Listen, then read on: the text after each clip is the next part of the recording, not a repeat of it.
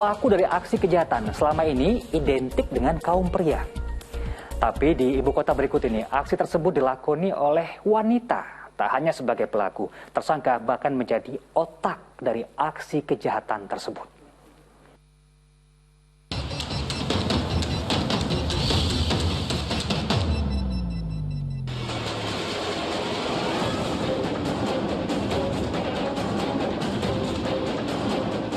Dua wanita ini jadi tersangka pencurian sejumlah mobil.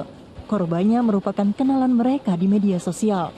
Lalu dengan kedok mengajak bisnis, korban justru dibius dan barang-barang berharganya termasuk mobil dibawa kabur para tersangka. 3 rekan pria mereka yang lain ikut ditahan aparat Polres Jakarta Selatan karena menjadi penada hasil curian.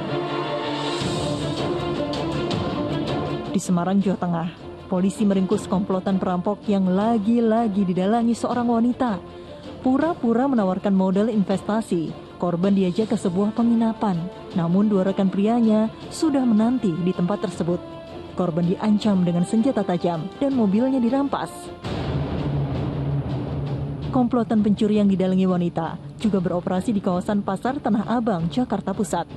Dengan peran masing-masing, 3 wanita itu berhasil mencuri hampir 1 kodi pakaian dari salah satu toko baju. Fakta perempuan pun bisa melakukan aksi kejahatan terorganisir terbukti saat Subdit Jatanras Polda Metro Jaya meringkus komplotan wanita pelaku pencopetan. Tak tanggung-tanggung, selama 3 tahun, komplotan itu bisa beraksi lebih dari 50 kali. Mereka sudah punya peran-perannya masing-masing.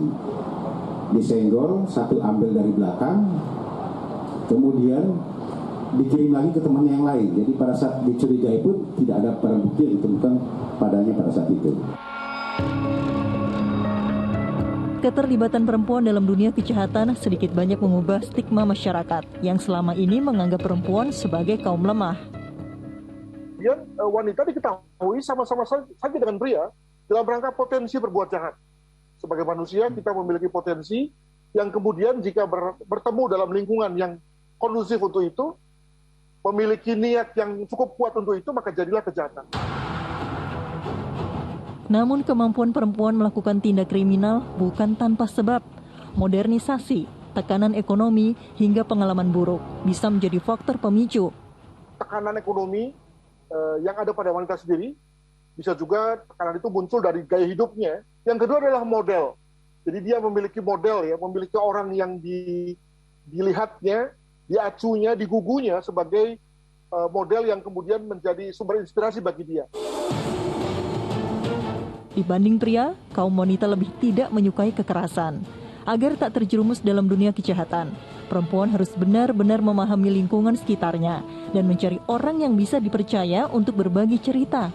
Sebab emosi negatif yang terus dipendam dapat memicu seseorang untuk melakukan tindakan di luar norma. Salah satunya tindak kejahatan. Tim Liputan melaporkan.